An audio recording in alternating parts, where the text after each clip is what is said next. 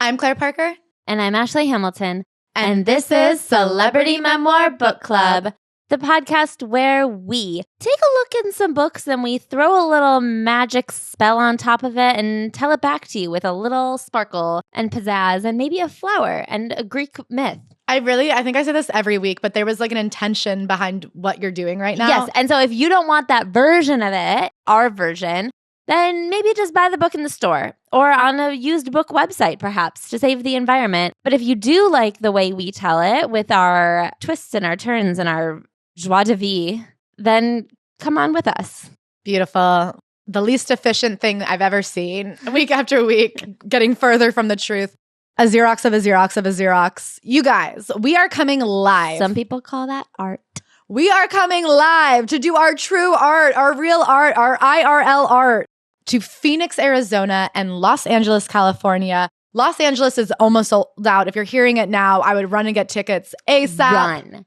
They sell out and then people are always like, damn, I wish I had known. I'm like, well, they were on sale for like 5 months.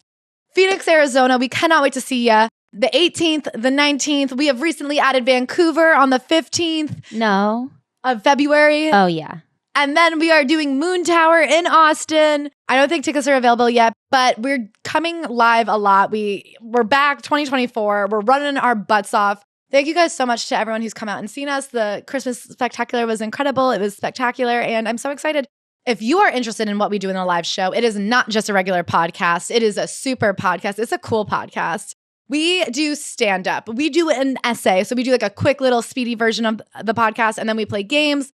We ask questions. It's live. It's in your face. It's completely different every time. We're so excited to come see you guys live.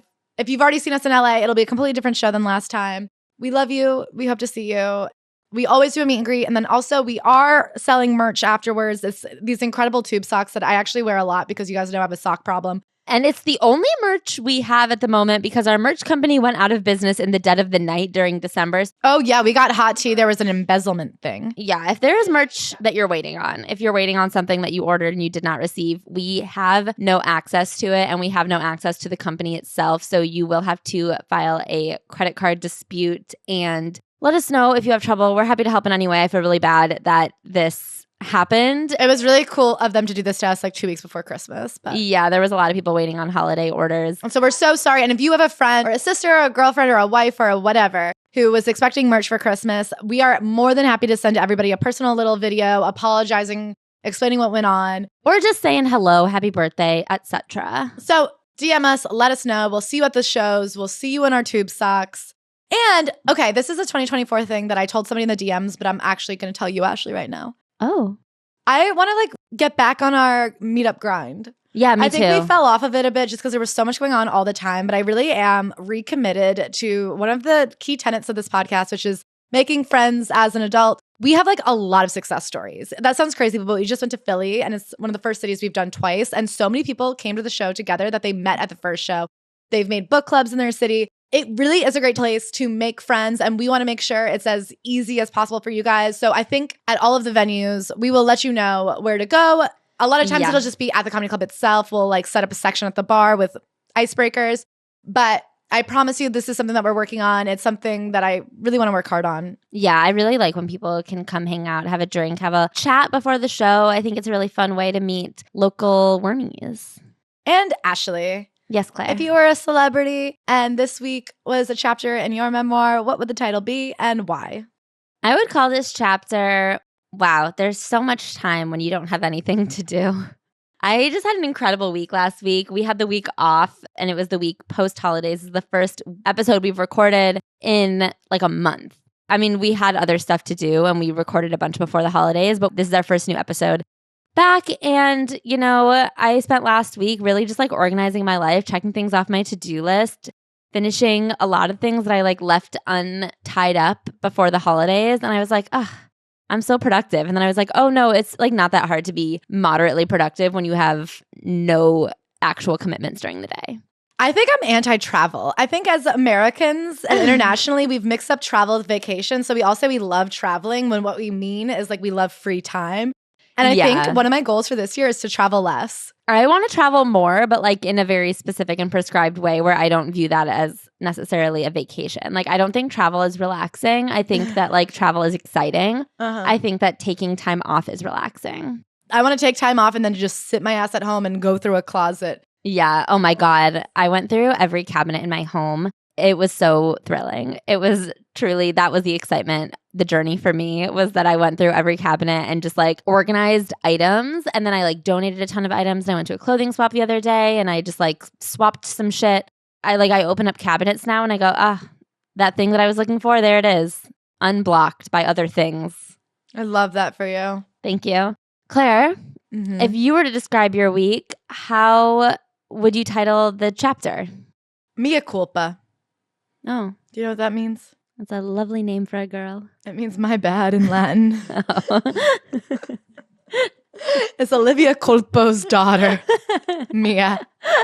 What was your bad? You know, I took a really long vacation. I went on a vacation with my husband and his family. It was like 2 weeks. I think that's the longest vacation I've ever been on in my life. I think that's the longest vacation anyone's been on. I was just gone forever. I came back to this city and was like, I don't know a person. I don't know a soul. I can't remember where I live. I was gone for so long. And I was like really at that point where I was like, I cannot wait to get home and just like hit the ground running. I'm going to cold plunge. I'm going to get dressed. So I was just like really excited. I like organized my whole week. And then right out the gate, I was late to a pretty important meeting that we had. So my day started today at 1:30 p.m. on a Zoom call in this studio. And already I lost it. It was brutal. And you know, I like being on time, especially for meetings. And so it was really hard for me. And then so I just want to say I'm sorry that I'm feeling like a dickwad. Well, you know, maybe the year starts tomorrow. There's always tomorrow. But isn't that just the way? What happened is I'm replaying my brain what went wrong. Sure. One, it was like I was not honest with myself. The truth is, for me to absolutely make sure I'm at the studio if I'm taking the bus, I have to leave 35 minutes early. The other thing I have to be honest about is that the bus is not reliable. I know I'm like a diehard MTA bus girl, and I have to just like be honest. It's not the subway. No. For me to take the subway here is a lot of stairs. Yeah. And at one point I even said, should I bike? But I didn't know how cold it would be. Anyway, better luck next year. January 2025, I'm going to be right on time. You can bet your bottom dollar. Look out, world. Here she comes. Should we get into this week's book? Will you pronounce it for me? So this book is a really like interesting take on memoir, which I think that is something that I would like to see in more memoirs. Like not the overall structure of this, but the way she explains what it is. We are reading Grimoire Girl by Hilarie Burton Morgan. Grimoire is a word that Claire had literally never heard, which I think is so crazy because it is a word that is just like a part of everyday vocabulary for me and girls who watch Charmed. Like she had me at Barnes and Nobles and she just kept saying it. I was like, could you spell it for me? Because I've never heard this in my life. I was very shocked by that. I think that I've just watched too many witchy bitchy shows to not think that this is a word that people just know of. Grimoire, for those of you guys don't know, Grimoire is like a traditional like witch collection of knowledge and spells and information that are like by the family. At first I was like, I don't know what this word means. And I read this book on a plane and I was like, I can't even look it up. And by the end of the book, I was like, oh, I have never known what a word meant more. This word is so deep in my psyche now. And I think that this is a word that is very like integral to a successful memoir. It is supposed to be the like planting of the seeds of like your knowledge and experience. I'm going to have to tell you guys something straight up top. I don't know if it's because it's the first memoir I read this year and I'm in my manifestation, strong mood, vision board, build your life place. I don't know if it's because I read it on an airplane and everything you consume on an airplane makes you cry. And I don't know if it's just because I read all about love and I'm working with a love ethic. I don't know if it's because, do you feel this as our group specifically, or do you think this is the year of, I find a lot of people I know, this is the year of earnestness. Is that because I know people in their early 30s, or is that a universal thing that people are feeling? I think it's happening. I just feel like we need to just start trying to be nice to each other and building with vulnerability and kindness. I think it's happening to people who are watching Society. Last year, a lot of people were being like, something's got to change. And this year we came to the conclusion and it's like, I got to open my little heart up. Yeah. This book, I loved.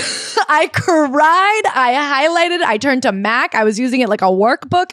This book has everything that we normally don't like in a memoir, but I think she did it well. It has the elements we normally don't like in a memoir presented with the behaviors of what we do like in a memoir. This is good Joanna Gaines. Yes, it's a workbook and it doesn't have that much personal story, but it does have like heart and earnestness and like love and I believe her. Yes. She has the opposite of what we call influencer disease. Well, there's a lot of them, but one of the diseases. One of the many diseases is somebody who every 3 months has a brand new prescription for how to live life that they're going to tell you about that's going to like make you happy. That then 3 months later, they're going to be like, that didn't work at all for me. What I'm actually doing this like, what you need to be doing is intermittent fasting. And then 3 months later, they're like, actually, intermittent fasting led my heart to exploding. What you need to be doing is 17 small meals a day.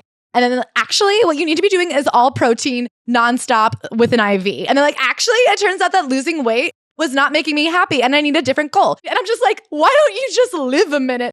I believe that Hilarie Burton lives her life every day with intention and has sown and harvested the flowers of her blooms or whatever. And I just think she's living the life that she wants. She saw things in her life that she didn't like, and she worked every day intentionally and consistently to build out the life she wants. It's Drew Barrymore-esque to me. Yes. You can be happy. You just have to like try. And you have to try every day. So she says, this is my grimoire, my own personal collection of rituals and practices, beliefs, and knowledge. As the pieces came together, I started to see threads of a journey I've been on, a quest that led me through the dark woods and delivered me to a new understanding of home full of magic I accumulated along the way. And so, like, yes, her pointing to magic and spells and, you know, all these things have like a very cringe quality to them, but it is so earnest that I really respect it and enjoy it. And it like made me think a lot about my own life and like, what are my rituals? What are my totems? Who are my muses? Like these things where I was like, I don't know, this is important stuff where I like wouldn't not recommend this book. Magic. I was worried. I opened this book and I go, oh no, she's going to be like, stand on your toes and eat a newt. But really, she uses it as this playful way to make fun and exciting the things that we know to be true, which is, as you said, habits. Yes. It's habits, it's intention, it's perspective, and she gives it this magical tint. But sorry, we're so New Year's-y. I've been like really in my woo-woo, like opening myself up to every sort of like idea and thought and manifestation and like conversation with everyone. And I really feel like it's going to make my life better. Like, on New Year's Eve, my friend was like, do you want to go scream into the East River? And I was like, yes. Like we were in Northern Greenpoint, not that far from Transmitter Park. And so we just like went onto the pier and just like screamed away the things that we don't want from 2023 and like welcomed the things we do want from 2024. And I think that me 2 years ago would have heard that I did that and been like, dork. But now I'm like, it felt so good. Okay, so this thing I saw was name 3 things that made you happy this year that weren't friends or family. Oh my God. And I don't think they're saying, oh, friends and family should make you happy, but it is a way of thinking that I think is so different than what we're used to, because we're used to being like, oh, the moral of the story is I love being around people. But when you take them out, it's like, okay, what are you doing for yourself every day that makes you happy? Mm-hmm. And I asked this group of people I was with, and they all at first were like, oh, I can't think of anything, and I couldn't think of anything. And then as you start getting into the habit, it's very much like a gratitude list, but it is tiny little rituals of like your coffee in the morning. I've really loved lighting candles at night. It's just little things like that that make you happy. Mm-hmm. And the ways that you can do it every day. Anyway, sorry guys, we're being real corny on Maine. I'm going to stay corny on Maine this year. Okay, I'm going to preface this by saying I just read All About Love by Bell Hooks, and we're going to talk about it on the Patreon. I want Ashley to read it too so we can discuss it. I just got it from the library. Shout out, library. It did change my life, and I'm excited to talk about it with you. I really encourage it as a read, as a great way to start your year and like think about what matters to you and stuff. So I am trying to live my life with a love ethic. That being said, I have to read you guys one of the most shocking, startling sentences I've ever seen in my life. Once my daughter, George, was born, I started collecting scraps of information. And I said, that's a joke. Your daughter's not named George. My daughter's name is George. That's crazy. I feel like I read over it and I was like, I get that it's non-tradish, but like Blake Lively's daughter is named James. Can I say it's different than James because phonetically James is beautiful? I feel like it didn't strike me because I always called my Grandma George, even though her name isn't George. My grandpa called her that for a reason I actually don't know. And then I overheard it and just started calling her Grandma George. And then like on that whole side of the family, I'm not even the oldest. I'm an influencer. I've been an influencer from day one. A baby George. I was like, oh, cute name for a girl. I'm going to bite my tongue, but I don't find it to be a cute name for anybody. And that's what was so shocking. Of like all the men's names. I don't even think there's baby boys named George anymore. And that's what's so crazy. I like love the name George, but you said Bug could have been named George. And I said Bug would have been named George, but my grandma George was still alive when Bug was born. And in Judaism, you like don't name people after living relatives. And I said that disparagingly because to me, she's like... I said it in absolute earnest. Bug's spirit is the shape of one of those Easter Island giant stone heads. What? Just goofy and rough and huge. And like, there's something so clunky about her personality. I know she is light on her feet, but to me, her personality is somebody who like has heavy steps all the time. Not to me. Anyway, what I was saying is she 100% would have been named George. Yeah, she should have been George. That's too bad. She describes the grimoire, what was important to me, which parts of my life were worth keeping, and which were old phases meant to be discarded. So this is how she's like going through and telling her life story and like figuring out what should be in her grimoire. And I found that to be a very like interesting and inspiring method of like writing down your life story. Me too. I love this idea of, because she's big on the inheritance and she's like, nobody at the end of your life is like, I guess I don't want to say nobody. Some people are very excited about the things. Yeah. But she's like, what I want to pass down to my children is memories, traditions, beliefs, moments. And I think that that's very beautiful. And it comes from this place of she was raised, and she doesn't get into why, but she did not know any of her extended family. She only knew her two parents, and it seems like she has a few brothers. Yeah. But she did not know her grandparents. She did not know cousins. And she's like, it made me feel very lonely. And something interesting about her is from even a young age, she was always adopting older people and adopting herself into other people's families. And I find that to be a really beautiful quality, to see what you are missing and build it yourself. Because it's not her fault that she was born into a family where they're not close with their grandparents, but she recognized it wasn't necessarily the blood, it was the mentorship and it was the love and the stories to be passed down. So she just got other people's stories. And now she's doing it for her children. She's like, I didn't get what I wanted, but I'll do it for them. So before we dive too far in, can we say her birthday? So Hilarie was born July 1st, 1982, making her 41 years old. Yeah, this book came out in 2023. And also for those of you who don't know, Hilarie Burton Morgan, she was the star of One Tree Hill. She played Peyton Sawyer. She was also in the show White Collar. Was she big in the show White Collar? Yeah. You were a big One Tree Hill girl, huh? I was also a big White Collar girl. That sounds about right. Teen drama in the USA Network, right? Everything I've ever loved. And then her husband, Jeffrey Dean Morgan, is motherfucking Denny Duquette from Grey's Anatomy. And he's been in like a lot of other stuff, I think more prominently, but like, wow, you know? And they were on The Walking Dead together. Yes. I think he was like the star of The Walking Dead, and I think, or maybe he was like bigger on it, and I think she did an arc. So chapter 1, inheritance. I didn't come from a connected family. It's not my place to talk about the decisions my parents made with their own relatives. That said, I haven't spent meaningful time with either side of the family in almost 30 years, and I'm okay with that. So she talks about how she just didn't have that like family lore that she's always been interested in. But what she did have was these old antique pieces of furniture in her parents' house that would be filled with receipts and photos and kind of hints and clues and recipes to who her parents used to be, where they came from, who they were as a family. And she treasured these pieces of information as a little girl. And then when her parents delivered her this like credenza, they'd cleaned it out before they gave it to her. And she felt like she lost everything. And that's one of the things that inspired her to start writing down her stories and her memories and her spells, because she wants to be able to give her children this inheritance. Without a story passed down to me, it was up to me to write my own story, to take the mismatched china, the chipped dining table, the empty credenza, and fill them in with the memories of my childhood, crafting an inheritance for myself. And not just for myself. I started to wonder, how do I play an active role in crafting my children's inheritance while I'm very much still here? When I die, what are they going to write about me? I do think that is just so beautiful to say, like, I'm not passing down things, because I think people don't think about it that way. Like, I have never read this anywhere, I don't think, to say, like, what are you passing down in terms of, like, stories and ideas and behaviors. And when you think about the people that in your family, like people you've lost and whatever, like I wear my grandma's watch, like I have all these things, but I don't think about those things when I think of them. I think about their like unique behaviors and like the things that I see in my mom that my grandma did, or the things that I see in me that like I got from relatives, like all these family things. How many families do you like, oh, that's a Hamilton thing, or like, oh, that's a so-and-so thing? Like you just see these behaviors and you like think about them.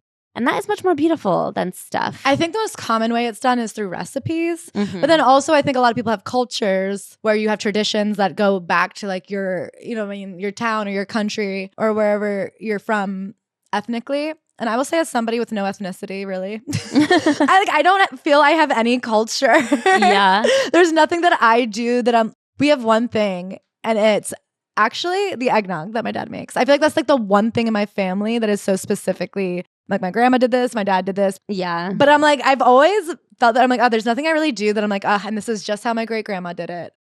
My mom and I used to make banana bread all the time. And one time I texted her asking her for the recipe. And she was like, I don't just Google banana bread. It's like the regular recipe. And I was like, what? Fuck. I'm going to just write it down on a piece of paper and give it to Shayla and be like, this is the family recipe.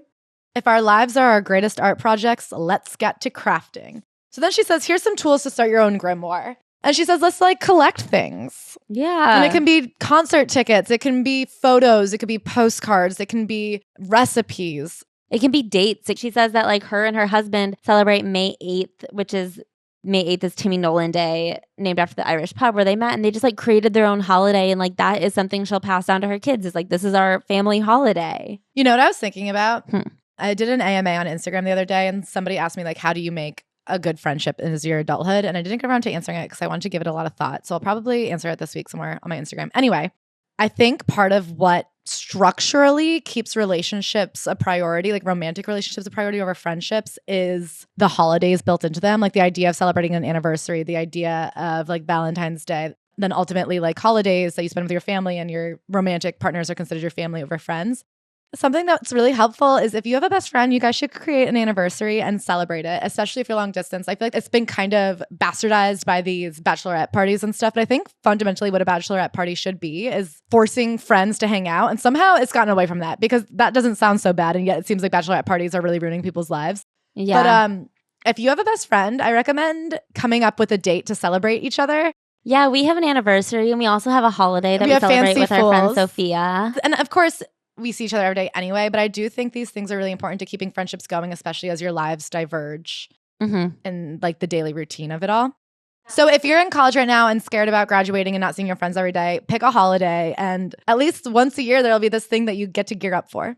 Yeah, my friend, we were just talking about this actually, and she was saying that her and her best friend have this day where they like really dedicate a whole day to like pampering themselves, like a very treat yourselfy kind of thing. And they give themselves a range. I think they have like, it's a 2-month period where it has to fall within that range because they're like, we want to make sure we actually do it. If it's like one weekend specifically, you never know what'll come up. Give yourself a range.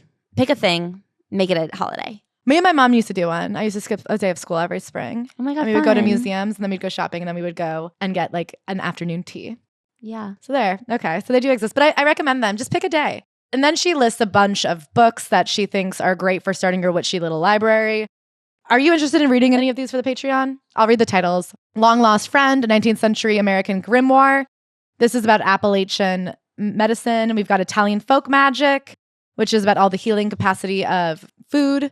Witches, Midwives, and Nurses, which is about the demonization of women under the patriarchy and the medical industrial complex. We've got the Powwow Grimoire, an encyclopedia of magic from the powwow tradition of the Pennsylvania German Christian community. Blackthorn's botanic magic. We've got Bellotto botany. Okay, I kind of want to do this one. Your Face Never Lies, What Your Face Reveals About You and Your Health, an Introduction to Oriental Diagnosis by Michio Kushi is about Eastern guide to like looking at someone's face and diagnosing them with stuff, which I saw on Indian Matchmaker. And I was like, ooh, what's that about? I am interested in that one. I'm also interested in the scent one, essential oils for spellcraft, ritual, and healing. I've been really into scents lately. Awesome. We'll put this up on Instagram if you're interested. Okay, name your home. So her home is named Mischief Farm. It sounds like a gorgeous farm up in the Hudson Valley. They're based out of there. And she talks about how they named it Mischief Farm because they love the idea of mischief. I love it too. Yeah, and I think that's like a very cute thing to bond a couple, to be like, we love shenanigans and mischief. Yeah, there's something very like impish about it. And she said the man they bought it from loved his cats and he had 2 headstones for the cats, Mischief 1 and Mischief 2. And that when you name a place, it becomes so much more important and mystical. And she's like, your home is the cornerstone of your witchcraft because it's where you're safe. Okay, honestly, something really boring is later in this book. She goes into every detail of her childhood bedroom. But it did make me think about like where that nostalgic place is for me. Yeah. And you know what? It's not my childhood bedroom. Where is it? I think it's my first apartment. You love that apartment. I just like don't feel that tied to my childhood bedroom, but like the apartment I lived in from 21 to 29. I felt very tied to my apartment in LA. Like I lived there for 5 years and I feel like it really, really pivotal period of my life where like when I think about it and when I think about the address, I like feel very emotional. Like when I go to LA, I think every time we've gone, I drive past it. Like I love to just like go a tiny bit out of my way to like just go look at it. I think the interior of it isn't necessarily something that drives me, but like just the fact that it's there.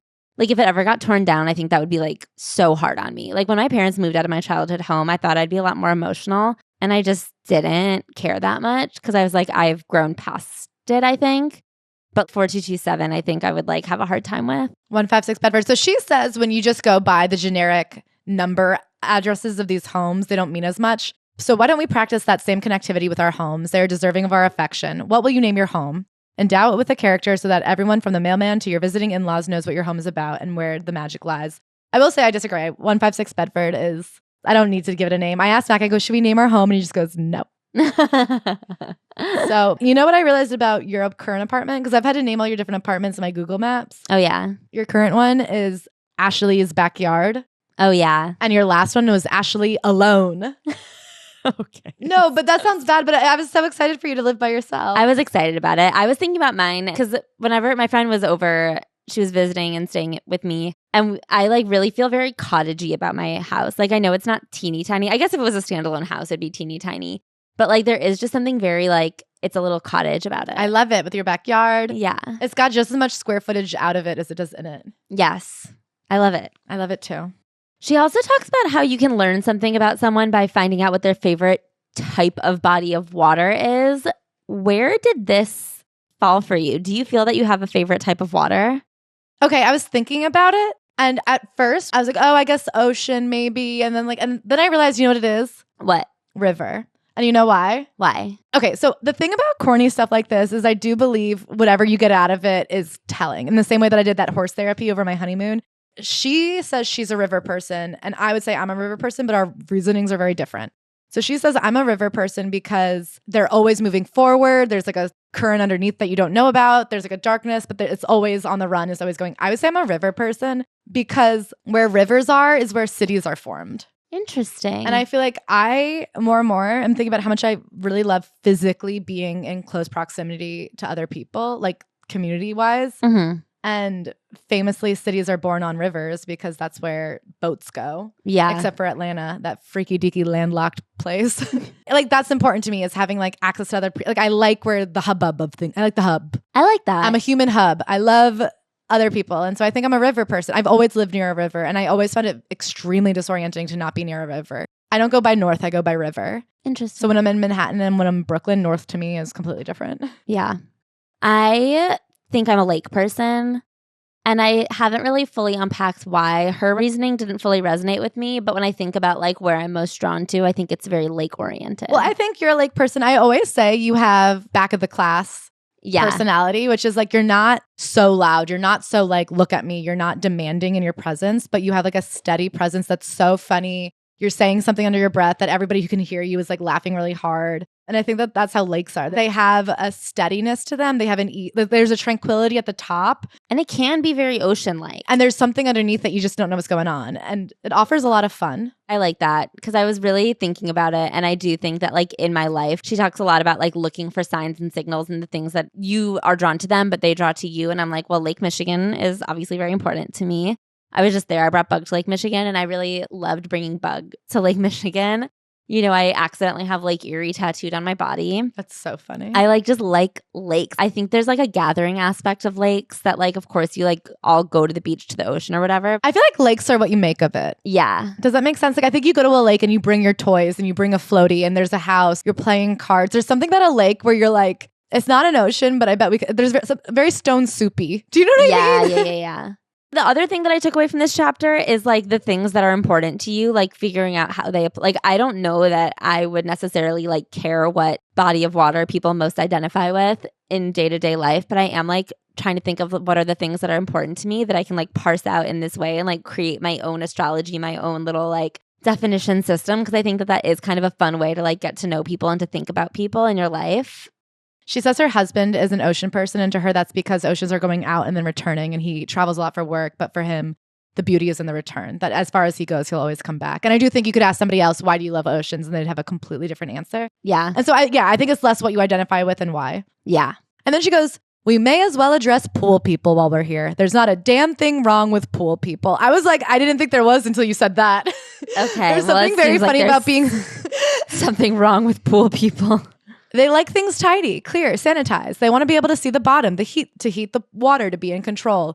It's good to have a couple of those folks in your world, and it's perfectly fine to admit you're one of them. Yikes. It doesn't seem like it is fine. But this is why it's so interesting to hear people's own explanations. I think it's more important to pick your body of water before hearing her definitions, because I think somebody would proudly say, well, I love a pool. And if you heard her describe pool, you'd be like, well, I'm not a pool person. Okay, so then she gets into Ithaca, her childhood home. The place that made me the nest in my heart. And this is where she really talks about where she was born, her childhood, and the return to Ithaca. She also like brings a lot of Greek mythology in here, and she'll be like, you don't understand how this applies to me. And like, sure, it applies to everyone. And I'm like, no, I think that's the point of like all of these stories. They are supposed to deeply apply. Yeah. There's only like 15 experiences in humanity. And that's why reading books like the Odyssey is so important, because that's like the great thing about books and stuff is you think you're doing something alone, and then you go, oh, people have been feeling this way for 2,000 years. And it doesn't matter if cell phones are involved. It doesn't matter if it happened on GChat. The pain is the pain, whether you're in a Trojan horse or in a Subaru. And then there's a lot of like, you can't go home again in here. So for those of you who don't know the story of the Odyssey, he has to go out and fight. He leaves his beautiful wife Penelope behind. After they win the war, he like kills, I think the Cyclops is Poseidon's son. And as a punishment, it takes him 10 years to get back home. And so the war was 10 years. His journey home is 10 years. I think the Iliad is the war, and then the Odyssey is the return. But so he's going back to his wife after 20 years, and he's obsessed with getting home. But the question is, can you go home? Can you ever truly return home? The Ithaca of his mind, the home he yearned for and fought for, is that really what he returned to? 20 years had passed. Can you ever truly return home? So she talks about wanting to return to her Ithaca, which was literally a house on Ithaca Street. But you can't really return home, but you can create Ithaca for, like, she wants to create Ithaca for her children. She's like, what does it mean to create home and like life and comfort and safety? And so she's building Ithaca. I did return to my Ithaca after my daughter was born. It was as if an internal compass kept pointing me there. Like Odysseus, I'd spent 20 years battling repulsive monsters, cough, our bosses on One Tree Hill, cough. We're going to talk about that on the Patreon. Yeah, she gets into how toxic One Tree Hill is, but in no specifics. And I'm like, I need info. And luckily, Ashley is a OTH head. Doomed love affairs, work that took me to cities in which I didn't belong, and exciting, albeit exhausting adventures. It was time to go back to the home of my heart. Oh my God. So now she gets into this thing called altars, which this was the first part of the book where I was like, oh, I actually think I'm going to take a lot of this into my life. Ooh, what were you going to take? Because she talks about like sacred spaces. And she says, my childhood bedroom was sacred to me. And I can't even go back and look at it in a different way. What was important to me was the posters and the bedding and like how I had things. And she says, at this point, I urge you to open up your grimoire and make a list of every minute detail you can about the home of your heart. To me, I realized that was my apartment in my 20s. And then she says, you can make a sacred space anywhere. So this is when she gets into altars about like, it doesn't have to be a whole room. It could just be a small group of artifacts that have meaning to you. So she says, it's important to pay attention to how we devote space. So identify a location in your home that you come into contact with on a daily basis. Populate your altar with items that are old to remind you of who you were. Sprinkle it with some new to commit to who you are now. Ground yourself with the earth energy. Protect yourself with talismans. And add items to inspire you, to delight you, to make it a place in your home where you can center yourself and feel known. And then this is what I really liked. My current altar is right next to the kitchen sink. Each night as I wash dishes, I run through the items there in my head. A glass butterfly for my goddaughter as a thank you for believing in fairies. Dried flowers for my husband. Rue cuttings in a jar for my witch sister. A pendant of the three graces. A pottery skull box that Gus painted as a wee one. A deer jaw we found in the woods. It's a space that makes my mundane housework feel like an opportunity to reflect. So give yourself that space. Access to the divine and sacred isn't limited to religious establishments or the elite. It's your birthright. An altar that is a part of your everyday routine becomes a place to whisper gratitudes, utter protections, remember people, places, and times. These are the practices that transform chores into magical rituals, conjuring your creativity. Wow. I think this is exactly what we're talking about, how it felt hokey and corny to be like, witchcraft, but I'm like, it's true. taking those 5 minutes when I eat dinner to light the candles creates no longer this thing where I'm just like eating to live. It's like a moment where we're choosing to be like, this is special and we appreciate it. And it turns it into like a date. Yeah, I feel like when you're just sitting down to like wolf some grub, maybe you'll look at your phone the whole time. But when you light the candles and you sit down to the table together, you are like gonna reflect on your day and enjoy each other's company. It's magical and it transforms it into an important time. Even we have like a poof next to our couch where you can put your feet up. I've been putting stuff I like on it. And we have like a little chess set that I love. And it does, like having it there reminds me to play chess, and like having art books. It just comes down to like put things that you love in your space to make you happy, but it works. And I like this idea of putting it next to your sink or somewhere where you are every day that's specific. I love the idea of using dishwashing time to like reflect. Yeah. Okay, so then she gets into Fountain of Youth, which is about her high school and how much she fucking loved her high school. She was a cheerleader and in the theater department. My senior year was my greatest adolescent achievement to combine my two deep loves, drama and cheerleading, by employing the theater department to bring in smoke machines and wild lighting to celebrate the football team's path to glory. It built a bridge, two painfully different groups of kids uniting over a common goal, kicking our rivals' ass. So her high school had this incredible pep rally, and she was like, nobody was too cool for it. Everybody loved it. And there's something about having 1,200 people screaming in a room. It was so fun. And she says, is it all kind of silly in hindsight? Sure. Is it solving world hunger or fixing poverty? No. Or is it? And at first I said, okay, Hilarie, you're about to lose me. You're losing me. And then she gets into how her high school, there are a lot of children who like don't have money for extracurricular activities. And she had never thought of extracurricular activities as a luxury, but now her high school was not going to have a football team because there weren't enough kids who wanted to play football, because not enough kids could afford to like not have an after school job or afford the accoutrement that come with playing sports like cleats. So she and a group of other alum put together an organization that helped fund these items so that these kids could do the activities that like brought joy.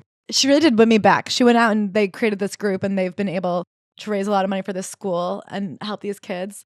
I do think something about her that I really respect, and I'd like to meet her to know who she's really like in real life. Me too. I do feel she puts so much effort into maintaining relationships. And later we'll get into, there was these two people who formed that school, this couple who had no children, and they ended up helping her get into college. And literally to the time of writing this book, she stays in touch with them. And like when one of them dies, she drives down that day and like stays with the wife, and like she was writing letters with the husband. She's naming all these people she went to high school with and how incredible they are and how they've all bound together to try to raise some money. And I do think that's not an accident. Yeah. That's somebody who often and intentionally cultivates and nurtures relationships by getting involved, by building community, by staying in touch. And I think right now there's this epidemic of loneliness and people trying to, like, I feel like a lot of people, especially post-pandemic and with the internet and stuff, feel disconnected and don't know where to start. And watching someone like this who does seem to have a lot of friends and seem to have a lot of roots and branches, like the answer is trying and starting stuff and putting work into it. Mm-hmm. But it works. Yeah. It works if you work it. Talismans for your rebellion. The purpose of a talisman is to attract a specific influence into the bearer's life. And she talks about the importance of maintaining talismans when you're like rebelling against. This book is kind of about how the status quo like creates lives that are not rewarding. And you have to sort of rebel into the spaces that you find important. Like you have to rebel against society by like valuing things and people and causes. What's your passion? Get involved. And she really goes through and she's like, give back. That is how you rebel against the crushing pain of life. But it's true. It's true. No, it's so true. I'm sorry. I keep talking about all about love, but that's what she's saying. Like nobody doesn't feel so much better when they give back. Yeah. And if you're looking for friends, go volunteer. You'll meet new people. And if you're trying to feel better about you, like it is the antidote to so much sadness because it does connect you and it does make you feel like part of a community. And that is what we all crave. Yeah. And then she gets into spells and poetry. And this is following a chapter that we actually skipped because it's just about like a local legend in her town. But it's about how speaking with intent like creates things. And that's what spells are. Like they're words recited with intent, and they can be prayers, and they can be anything. Anything is a spell if you mean it. And I think that that is something really important. Like I feel like everyone's looking for an anecdote, like an easy route, and you have to like say things and mean them and then act upon them, and the spell will come true. From time to time, you'll catch a poem that will live in your head forever as a mantra, and those are your spells. My bird watching quote is my newest spell. I love it. Can you share it with the class? Because that was really good. Is that so good? Me and Mac have really been thinking about getting into bird watching. I was like, this is it. This is everything I need in my life. Share it with them. Okay. So this doesn't even have to apply to bird watching. I'll break it down. There's a local bird watching club in the park by my house, and I always see them meet on Saturday mornings when I'm at the park with Bug, and they leave this whiteboard up for like the whole day so you can see what birds are spotted in the park that day and like what birds have been spotted lately. And so I like to stop and read the board. And there was a saying on the board, so this is January. It says, winter birding is punk and metal, but it's not about numbers. It's about exercising awareness and getting zen. And this really struck me because you could replace winter birding with anything that you are passionate about. Like obviously people who are bird watching in the winter, like that is a very specific niche interest to say like, I love birding so much that I will do it rain or shine, snow or sleet. Like I want to just get out there in the cold or the sun and watch some fucking birds. But like anything that you really care about enough to do, even when the situation isn't pristine for it, is punk and metal. Like doing the things you love is punk and metal, but it's not about numbers.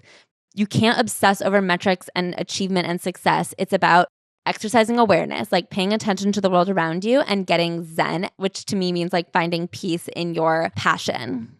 It's fucking punk and metal, dude. I know. It really is. I don't know who we are. If you came because you're like, I want to hear these bitches rip Olivia Munn apart, I'm sorry. I'm sorry that we're grown. And listen, come back in March. We'll probably be haters again. But I'll probably come back next week. I don't remember who we're covering next week. I can only handle but so many more days of cold, and I only got back from Mexico yesterday. But as of today, for now, winter birding is punk and metal, but it's not about numbers. It's about exercising awareness and getting zen. You heard it here first. And now I exchanged birding for Celebrity Memoir Book Club. It's not about numbers. It's about exercising awareness and getting zen. Dude, I'm about to get that whole thing just like tattooed on me. I don't know why it like struck me so hard. I was walking and it like swept me off my feet. I was like, Bug, you will not believe what I am reading. If you could read, you would lose your fucking mind right now. I'm so glad you can't. I don't know that you can handle it. She exercises a lot of awareness, but I don't think she's zen about it. Okay, so then she gets into No Beige Homes, which is just about a renovation she did on their North Carolina beach house during the pandemic. But I do love the mentality. She goes, growing up, we all had the same house. We all lived in areas that had very similar layouts. The only difference was like what color you chose to paint your house.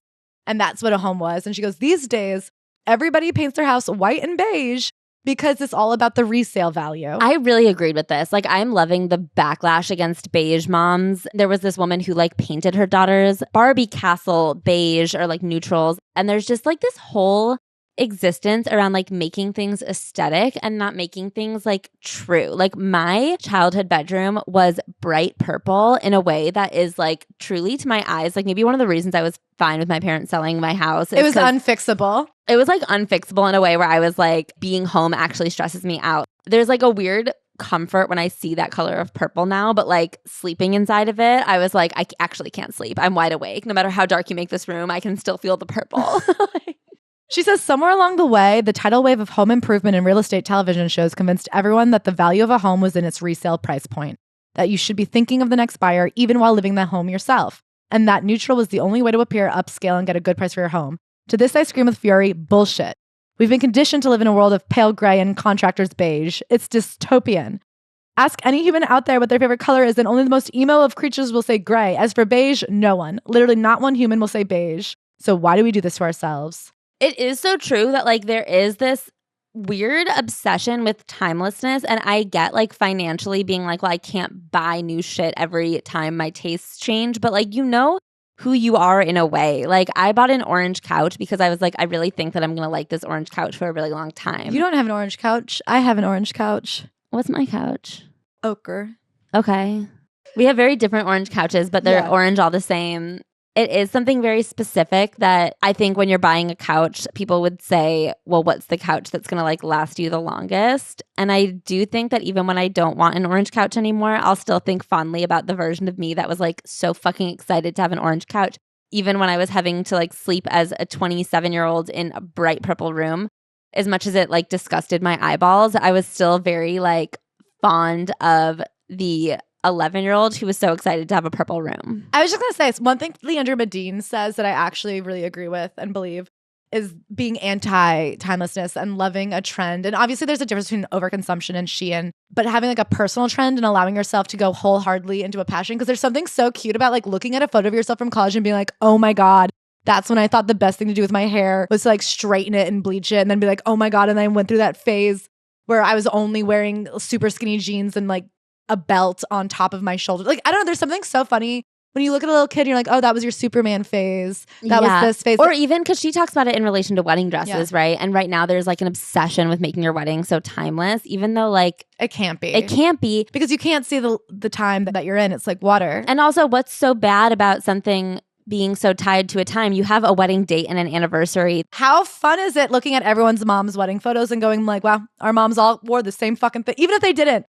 didn't, like when I see, God, my grandma and grandpa, their wedding photos, like my grandma wore this dress that is so of that time, but it's so like beautifully of that time that I'm just like, I look at it and I'm like, oh yeah, if someone wore that today, I'd be like, huh, okay. But it's still so fun. It's still so fun to look at it. And I'm like, they are just like gorgeous wedding photos of a gorgeous wedding that was like in the 50s.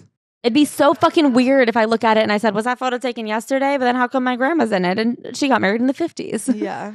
So then she has this little thing called candle magic, and it's about how she's always been obsessed with candles. And then she heard about her grandmother, who was Appalachian, who apparently could just like whisper into somebody's ear and their burn would just go away. And she was so sad that she would never learn the magic of it all. And then when she got pregnant, she had a distant cousin, a male family member, call her and say, I can tell you what the magic is, but you can't tell anybody. And apparently magic can only go girl, boy, girl, boy. Yeah, I did not know that. So magic has to be passed from like a woman to a man to a woman to a man, generation over generation. So like, I guess she like won't be able to tell her daughter any magic. Or is that why she named her daughter George, to try to trick the spirits? Then she says, we have all practiced a little candle magic. Maybe you've lit a votive in church or set out candles for romantic dinner, or at the very least stuck some birthday candles in a cake and sung. See, that's what I was saying. And then she goes through what all the different colors of candles mean. I don't really care. And then she talks about some things like you can carve an intention or a word into a candle, then when it burns, it'll come true or whatever. That's nice. I should do that. I should carve into candles. Yeah, why not? Literally, why not? So now she talks about moving to Delaware for One Tree Hill. Not Delaware, North Carolina. Oh, I thought Wilmington was Delaware. Wilmington, North Carolina. That's also where they did Dawson's Creek? Mm-hmm. Oh, yeah, because North Carolina, they do a lot of filming, right? Yeah, but also this town, I think, is like weirdly just like a big production town. And I think there was like an era when they were doing these kids shows about small towns that they were just shooting in these small towns. Cute. So One Tree Hill, a show famously named after a song by the band U2. Is that true? Yes. Filmed in Wilmington, North Carolina. And Hilarie Burton played Peyton Sawyer, one of the main characters. She was the valedictorian who gets pregnant, right? No, that's Joy Lentz, Bethany Joy Lentz. She was like the punk girl who had like a music blog and like this weird live stream thing. It was all like kind of pervy, to be honest. But her character was a cheerleader who was like super into punk music and then ended up running a club and dating Pete Wentz at one point. Amazing. If you're like, oh my God, why does Ashley think the things she thinks are cool are cool? It's because of Peyton. It influenced. And then also, I feel like Hilarie Burton herself, before she was on One Tree Hill, was like an MTV VJ, which, you know, used to be my like number one career goal. Just like Cameron Diaz in Her Shoes. And I just want to say, I got a lot of fucking flack for not knowing the stats and the data and the metadata on In Her Shoes. And I just want to say, if you're outraged by my lack of information about a movie I watched one time 16 years ago, you can absolutely go suck your own dick and get the fuck out of here. I don't need you here. You can go start your own fucking podcast about In Her Shoes defending its right to live. I would listen to that. But don't ever come to my comment section again and tell me I need to study up on Toni Collette because of In Her Shoes. Because of In Her Shoes specifically. Anyway, I think overall that general lore was very inspiring to me as a teen. Mm-hmm. So she was living in Wilmington and she like got an apartment above a bar that she heard was legendary, but then she lived there and she was like, this bar is actually not legendary. It's just a bar. And I don't think there's much there. So she finds a house that she like immediately finds out is full on haunted. And so she goes outside and day one, she meets this man named Rabbi George, who's her neighbor, and they become like very good friends. And the first thing he says to her is, I have this huge garden in the backyard. If you ever want to come pick flowers, be happy. And I was like, what an offer. What an offer. Can you imagine? And this chapter made me love her so much because she's just this 21-year-old girl. And the way that she becomes such a part of her community by moving into this house and tending to it and building flowers and meeting the neighbors and getting involved in the history in the community. I'm like, this is what human beings are lacking. Yes. I'm about to fucking meet my neighbors. She's not someone who's like, I'm fascinated by the story. Like, she's not eating people's stories. She's like experiencing people's lives and providing comfort and storytelling. Do you know what I mean? I think that there's some people who like think that it's a quirky thing to just be like, I love listening to people's stories. But like, what are you internalizing and like, what are you experiencing about these stories? So she very quickly realizes the house is haunted and she doesn't mind, but her boyfriend and brother are freaked out. But she goes to Rabbi George and says, who's haunting my house? And he goes, oh, that's Hester Donnelly. She was an artist and she sounds like a lesbian, to be honest, but she was like a kooky old lady who loved reading and painting and taught art classes and started the local museum and through these legendary parties. And her obituary had this phrase that I fucking loved, gruff but wonderful. Yeah. And I'm like, what a way to be described. Like, what a beautiful way to describe somebody. And she was taught by this woman, Elizabeth Chant, who had also come as a woman and had a friend and taught art and acted crazy and didn't care and did seances and learned about Buddhism and just brought culture and lived her life as she wanted to. And her and this woman, Hester, became partners in crime and starting this museum. And she just felt so connected to that history of rebellious young women who love the arts and host these parties. And she said it inspired me to like have all these parties in my home where I can invite artists and different people to meet and discuss. She ends up buying the house on Nunn Street. She says every time I did something different, I could feel her rattling around all pissed off. Yeah. I don't know if I would have been as bold about venturing out in the community if I didn't have Hester as my guide. My search for her led me to neighbors, to the theater community, the Cameron Art Museum, the public library, and the Hannah Block Community Art Center. Hester lived this big, full life in a tiny town, paving the way for me to do the same. There would be no Mischief Farm or the Rural Diaries if there hadn't been the mystery of Hester Donnelly on Nunn Street. Once I'd earned my stripes as an accepted member of the neighborhood, elderly neighbors up the street invited me over for an ice cream social and showed me a watercolor painting Hester had done with a newspaper clipping of her obituary taped to the back. In it, she's described as gruff and wonderful. What an absolute legend. I mean, that's just like, may we all find our Hester Donnellys, you know? Then she goes into Parties and Potions, which is, listen, I like it. How do you bottle the feelings? Like, how do you create these potions for yourself? But it's also kind of an ad for her liquor brand. Don't they all have one? They have to. I don't begrudge her for it. You gotta.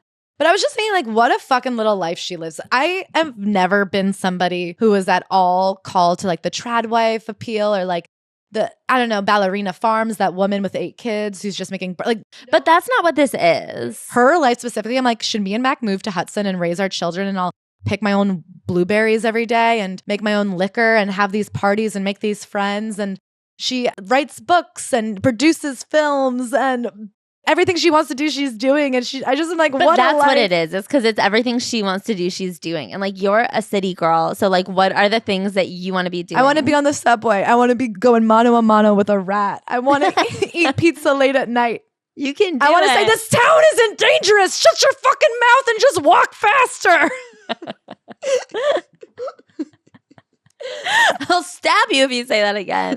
Don't question me about the safety of this town.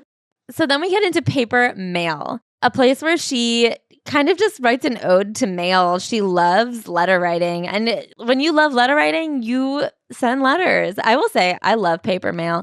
And it made me very happy to like have the people who got my holiday card DM me and be like, I got the mail. Like, I think that that's a fun thing to get in the mail. And I felt very good about spending all of my disposable income on stamps. I mean, but she does talk about the beauty of being able to keep that and see their handwriting and like the age of the paper and like their feelings and stuff. And it's so true. It has a beauty that very few other things have. There's something so lovely about being able to go over those letters time and time again. I will say my mom always did very beautiful Christmas cards for us. They're always like handmade. Yeah. And I didn't realize that nobody else was doing that. Oh, wow. No, I've never even seen a handmade Christmas card once in my life. They were like hand collaged. She writes about how there's something about mail where you like write your feelings down and then once it's gone, it's gone. Like even if you're going to second guess how you felt in that moment, like the way you felt in that moment is now on paper and you did feel that way in that moment and that's why it's written down and now it's been shipped and it's been sent and there's nothing you can do to change what was recorded in that moment in time. Joy Lenz was another outstanding writing partner, gifted with an aesthetic that is super feminine and nostalgic and whimsical. Joy creates full art pieces with her letters. She'll cut out flowers from magazines and snippets of poetry and decorate the paper before adding her loopy cursive handwriting. We worked together on One Tree Hill every day, and yet when there were emotional or truly thoughtful things that needed to be said, Joy would gift them to me in a letter to keep forever. How sweet. And then she talks about the Johnsons, who were the couple I talked about who started her high school, and how they were a ballast to my conservative, very Republican family. They were the most radical people I knew. The Johnsons did not have biological children, but they had produced crops of teenagers in Sterling Park, Virginia that absolutely belonged to them, period. In an environment that had become increasingly unstable for me, they represented unconditional love and support. That mail from Mr. Johnson, as from so many other people who have wandered in and out of my life, is a crystallized visit with the person who sent it. How sweet is that? He would send her quotes and wisdom and anecdotes. Next up is The Coven You Keep, which we love because it's about best friends. I am a collector of powerful women. I'm stronger and smarter and more confident in my own skin for knowing them. They're my ride or dies, my army, my squad. You could also say they are my coven. I didn't initially set out to create a coven. Thinking back on my group of girlfriends in high school, I would have never called us that. Here we are in our early 40s, and we still refer to ourselves as the Squatches. That's based on an inside joke. A Squatch Fest is a getaway from husbands and children and work and all the responsibilities that turn our hair gray. It allows us to return to our 15-year-old selves. Last time they all got together, they all randomly got a tattoo. They sound so fun. And this is what we were talking about. You have to set dates with your friends and make it a priority the way you would make family reunions and Christmas a priority. I think another thing that is really important, and this might be controversial, but I think it's to acknowledge growth and change. And even though having a strong group, you have to maintain closeness with the people who you're growing with. And that might mean adding new people. Groups fluctuate, and I think that that's okay too. Thinking about Lobster Fest, we do every summer that you do at your beach house. It is a fluctuating group, but it's the energy remains the same. Yes, it is like a bachelorette with no bride. Yeah. And so she talks about those friends, and then she talks about these women she met on One Tree Hill, her hairdresser and her makeup artist, and how she found out that they were really into witchcraft and stuff, and they became their own coven. And she says, it's important to note here that I had known both of these women for years, but it wasn't until I opened myself up and put out the energy of curiosity that we all started sharing ideas. Lessons learned. Open up if you want to deepen your interactions. That's so true. Be curious about people. Be willing to be open. Get goofy and get silly. This is, I think, one of the issues people face when finding friends that I didn't realize until I read this book. But we get a lot of questions about adult friendship and how you find friends as an adult. And you have to seek these activities and connect with people and repeatedly run into the same people in order to form these lasting bonds. But I think part of it cannot be setting out for friendship. It has to be setting out for conversation. You can't be seeking to add friends into your circle or into your life. You can't be I am in search of a friend. You have to be I'm in search of the reason activities are such a great place to meet people, because you have to be I am in search of strength in a yoga class. I'm in search of skill in a pottery class. I'm in search of playfulness in a dodgeball league. You have to look for these things and then share, be open to ideas and stories and things. And that's how you find people. It's not about being I need a friend. Well, you know what I also think it is here?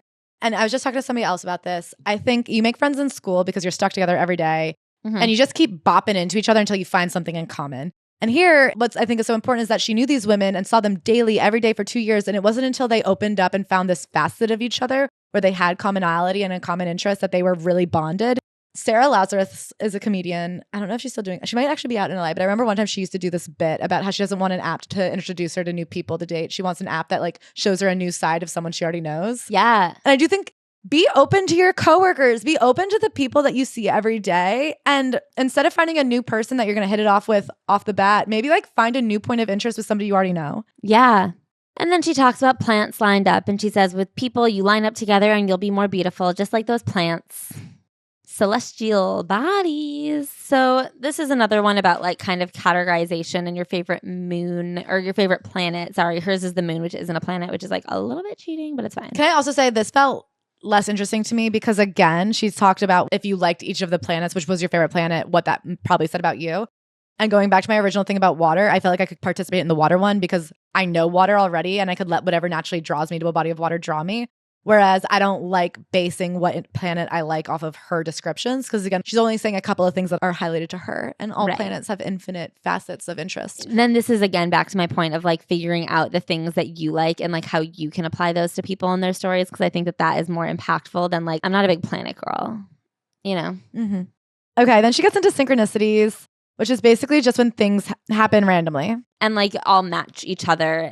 And the way this book came together involved a lot of synchronicities. A lot of the people that she wanted to reconnect with synchronized with the, finding of paintings by Hester. And there's a lot of things that fell in line. For this book, she randomly got butt dialed by Rabbi George, who helped her write the chapter about Hester. And then when she was nervous about starting her podcast, she got a painting by Hester randomly. And then all these things happened. And she goes, have you ever heard of synchronicity?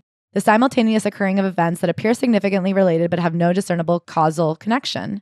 Basically, it's a big cosmic sign from the universe that things are lining up, stay on the path. And I want to say two things about this chapter because I think I don't know, it's not that interesting, all the little things lined up for her, but I think the takeaways are one, perspective is allowing yourself to see yeses. Yes. I listened to a podcast one time actually about, when you learn a word for the first time and then you hear it used and you're like, I've never heard of this word before. I just learned the definition. Now I'm hearing it everywhere. And just how you hear your name so much. How you hear, or even if somebody's like, oh, I just got a Tesla. And then suddenly you're seeing Teslas everywhere and you're like, what are the chances? And when I had a Hyundai Elantra, you will not believe how many Hyundai Elantras I see. Yeah. And so there is a real thing. And they were talking about manifestation and why it's important to verbalize what you want.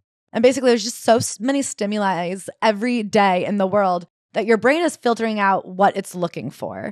Like when you're looking for Where's Waldo or whatever, it really is that situation where they all start appearing. When you're looking for the color orange, you see it everywhere because you're looking for it specifically and it's always been there. And so kind of this idea of manifesting and putting things out there is you're priming your brain to look for what's already been there the whole time. Yeah. And I do think that is true. But if you want an opportunity of a certain kind of job and you're talking about it and you're putting it out there and you're working towards it, that job exists somewhere.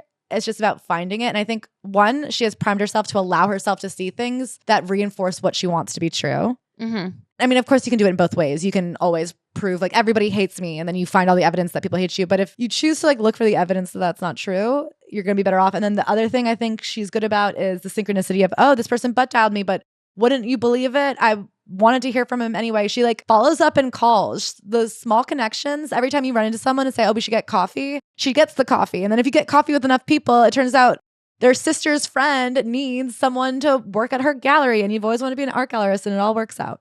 Yeah, and it is about just looking for the positive connections in her life and the way things all draw together. And I think that those things are so important to her, that the fact that she's primed to look for them and then she finds them and then she writes them down. And I think that's another thing that's so important is writing them down. Have you heard of the thank you more please theory? No. Of dating, which I think you can apply to everything, where you have a positive interaction with someone that you think is hot or whatever, and you say thank you more please, and it opens you up to finding more of these flirty little positive moments in your everyday life that aren't from dating apps. And so then you are speaking into existence these real life connections. And I think that those are all things that are just essentially it all boils down to looking at and celebrating the positive moments in your life and welcoming more of them. Yeah. Which is good. We're really on one, huh? I know. Where are we? It's New Year's disease, but I like it and I hope it sticks. Then she has write your own eulogy. Oof. We eulogize the things we love when they're no longer with us. It's how we show our reverence. And she's so we do it for the people we love, but why aren't you doing it for yourself? And she's do you ever feel you don't have a fun and exciting life? Write down your exciting and wonderful moments. A reminder that I'm fiercely alive. This is my reminder that there are surprises around every bend. My reminder that I'm not some soft and squishy old lady. I'm a mischievous, daring tornado of a woman, and I made a beautiful mess during my time here. And so she just does a little list of some of the really exciting and notable things she's been a part of. And of course she's a famous person, so her moments are moments. But I think everyone has these moments where you're wow, I can't believe I did that. But how often do you think about them? Also, she says, a eulogy is going to be based on the people's relationship to you. If you're a parent, what a great parent you are. If you're a great spouse, a great employee, a great friend. But she goes, who are you to yourself? Mm-hmm. And that's a really interesting question. What am I excited that I did for me? Totally. One of the most powerful elements to a successful grimoire is the act of remembering. We write down the knowledge we collect from others so that we may remember, but don't forget to remember yourself. Beautiful. So then she gets into look to antiquity. Okay, this was actually the one chapter I couldn't finish. This one was kind of boring, but there was this one part where she talks about this landscape architect named Toshi Yano, where I feel they're in all of these more random books. There is something where I'm where's your fucking memoir? Toshi Yano had been hired in 2018. He was a landscape architect. Toshi was a bassist in multiple hardcore bands in the 1990s and early 2000s before touring with Franz Ferdinand for a stint. And now he's a landscape architect. And like a fancy one. Like they're at an estate of estates. Basically, this chapter is about how one of her best friends from Hudson, Tara, it turns out her godfather was the inheritor of the Citibank fortune. And she's like, whoa, she was randomly so rich. And she's helping her turn that estate into like an artist colony. The grandfather, actually, he did have kind of an interesting life. He was quite a good guy, it sounds. As good a guy you can be as the Citibank heir can be. But anyway, he had told his life story in Greek mythology statues. And that was very meaningful to her. And it found her at a time in her life when she cared a lot about mythology. He had these like incredible gardens spreading throughout this thousands of square acres estate. So this guy was hired to cultivate these gardens, which is quite an undertaking. So to be like that high level of a landscape architect or like garden expert and also have been like a hardcore bassist, I'm just like, let me into that noggin for a sec. I really am jealous of people who have gardens because I think it really speaks to a quality that I am desperate to have, which is a calm, consistent, long-term devotion that's like steady. And that's something I'm not, I feel. I hope one day I die with a garden because that'll mean I've really done something for myself. Can I say, I think you should start. I think I'm going to start with an herb garden outside my window in the backyard. I think you should, because I think that like as someone who recently acquired a backyard, it is like a multi-year endeavor of like the first year just like kind of figuring out what the vibe is back there, and then like next year I kind of know what I want to try, like the tiny steps I want to try to achieve to make it like a little bit more like lush. I love that you can't rush it. I find that so amazing about plants, that those wildflower gardens, there's nothing to do but time. And I love things that you can't buy your way out of. You can't buy like a wild overgrown garden. You just have to grow it for years. Yeah. So anyway, she loves this guy because she recognizes that this guy sees himself in Greek mythology and she sees herself in Greek mythology. And she says, the same way I'd seen myself in Medusa, Mr. Stillman had made sense of the tragic stories in his life by looking towards antiquity. It's a soothing practice. We cry out in pain and the echoes bounce back to us through thousands of years. You are not alone. Many have stood here, even the gods. And then she gives us a list of female gods to pick from if you're looking for a fave. Flower power. Oh my God. And this is just about how much she loves flowers and working with them and how amazing it's been. And a woman she loved died, an older woman. And that woman had the most incredible garden. And so to her, every time she sees these flowers, it's like finding the strength of that woman she admired. And she finds a lot of power in like learning the meanings of flowers and sending people bouquets that have like a very specific message to them based on the flowers you've chosen for that bouquet.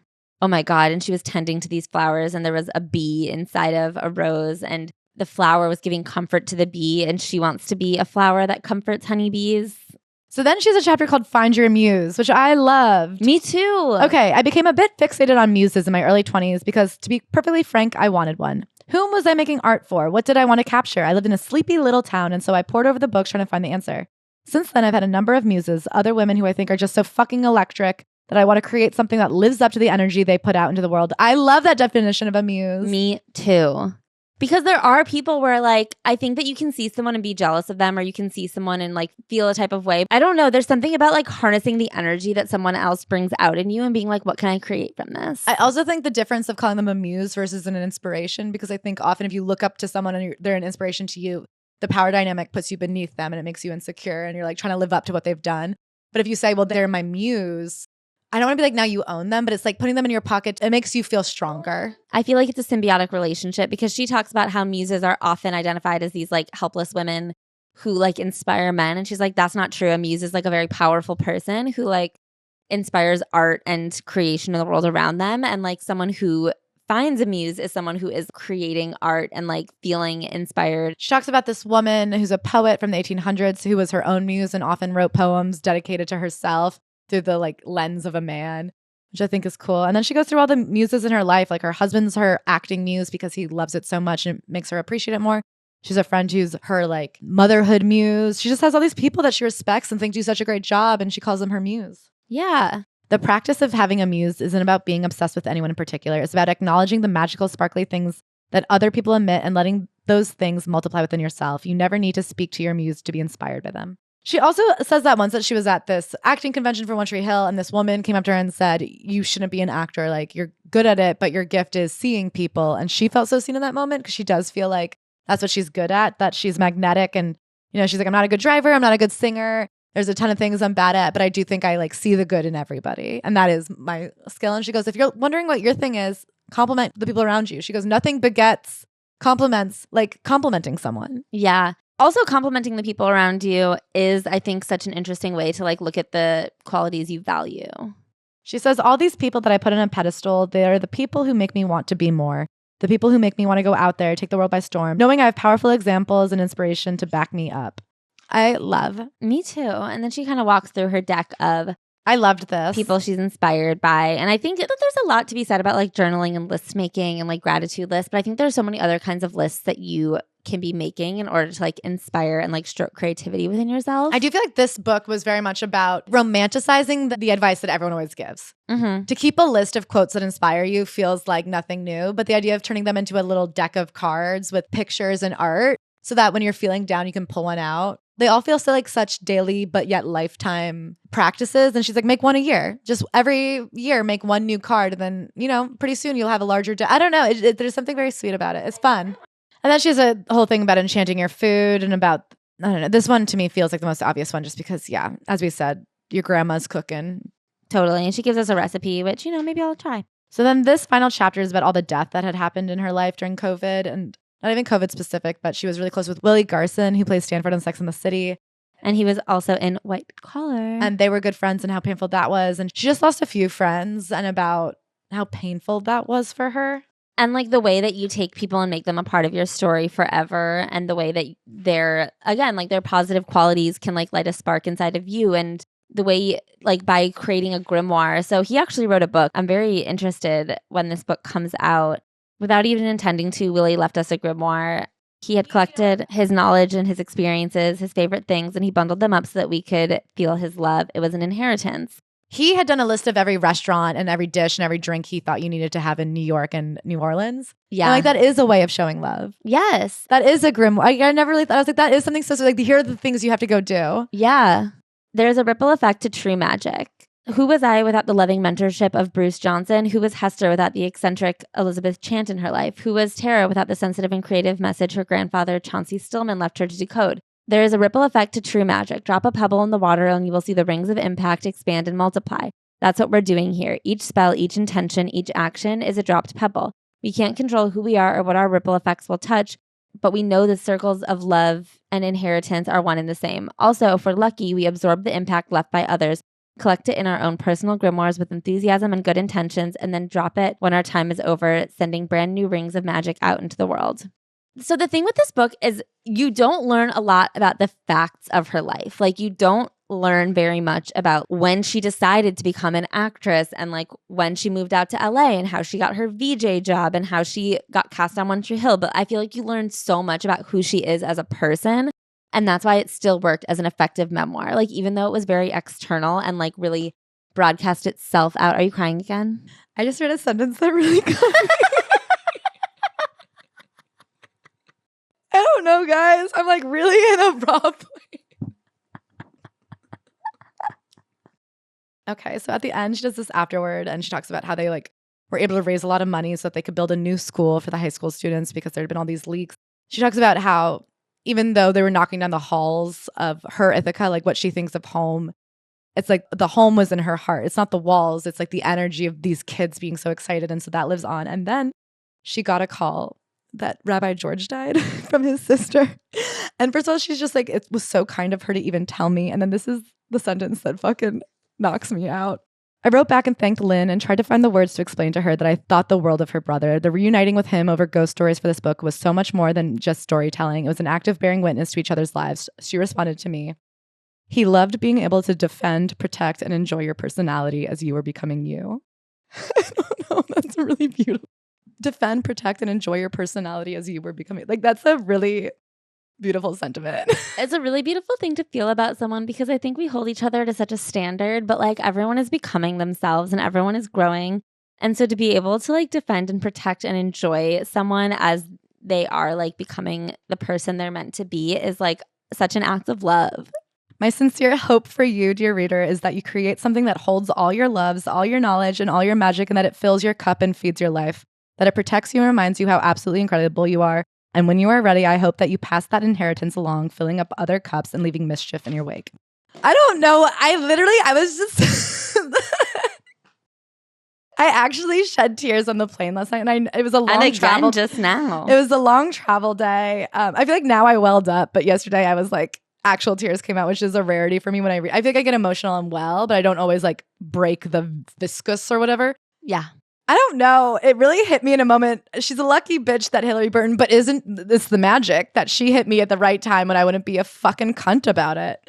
Yeah. And that is why she's Hilarie Burton, because somehow she put that in the world. She says this book will find you when you're ready for it. Yeah, and there are books where I wonder, like, are we bitchy about them because they didn't come to us at the right time, or are we bitchy about them because they're bitch-ass books? You know who I want to redo? Who? Demi Moore. Okay. She was like our third ever, I think. I know, and I think we owe her more. Okay. Anyway, I know that this has been really not us, but I think maybe being not us is some of the best advice I could give to anybody.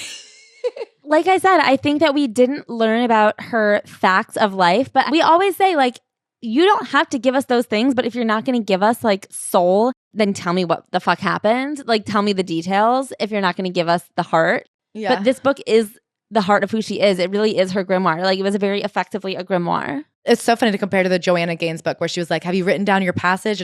You know what the difference was? And I was thinking about it this. Mm-hmm. I felt that Joanna Gaines was like, yesterday I realized that being present for my children is super important. And it's great. And I'm like, bitch, live that life before you. I feel that this is a book. This is a recipe for the life that Hilarie Burton lives that has worked for her. And I believe her. Yes. And that's the difference. She's leaving her inheritance in this story, and the ripple effect will ripple onto us, I hope. I will just say I noticed that there's a lot of talk of her father. I know a lot about her dad. He sold antiques at one point. He was in the Navy at one point. He is helping her move in. Notably absent was her mother. Notably absent was her mother. I guess she has another book. I might read it for the Patreon. And this week on the Patreon, you're definitely going to bring the behind the scenes of it all, no? Yeah, I mean, I'll definitely drudge up some One Tree Hill tea. Maybe I'll listen to another episode of Drama Queens. I fucking loved One Tree Hill, man. We'll also be getting into all the drama of the week. We have a lot to catch up on. Yeah. Anyway, we'll see you at our shows. We'll see you in our dreams. We'll see you in the fields of beautifully tended to roses that took generations to grow. Totally. And extra roses this week to our beautiful 5-star reviewers.